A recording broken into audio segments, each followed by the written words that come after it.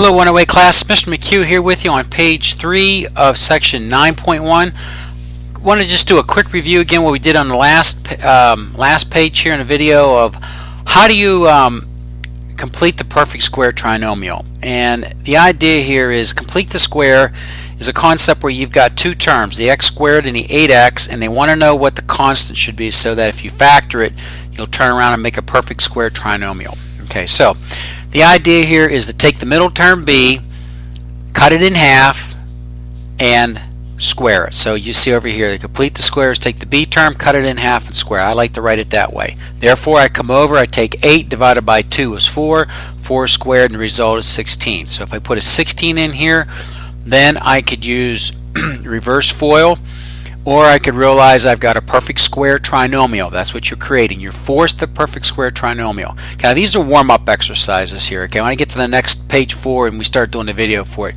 you'll see how this technique is going to be used. Okay, now, however, is this a perfect square trinomial?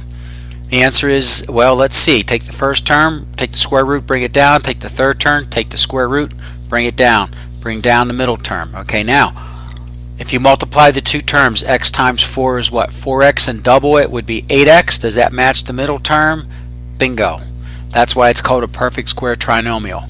Okay, and when we get it in this form of a binomial squared, we're going to take advantage of taking the square root of it and negating the squaring and dropping x plus 4 down.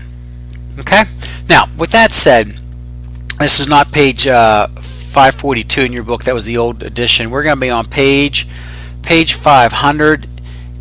I summarize these 6 steps to completing the squares concept. Okay, so basically in this section here, we're just going to review these, but one of the things I want you to remember is when you see these step numbers going down 1, 2, 3, 4, 5, 6, I use that on the next problems coming up so you can follow the steps. So I'm going to recommend that you keep this page 3 off to the side and have it handy when you're working on these completing the square problems. That way you'll feel comfortable getting the process down and burning in your head.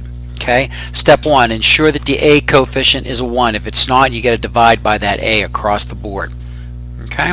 Divide all terms by a. Step 2, ensure the equation is in the squaring form, which means you've got the x squared and the x terms on the left side. Everything else, the constants, are moved to the right hand side. You see how I say the words to the equation? Don't try to memorize ax squared plus bx equals c. Say the English translations. That's what's going to stick in your head. And step number 3, determine the squaring factor.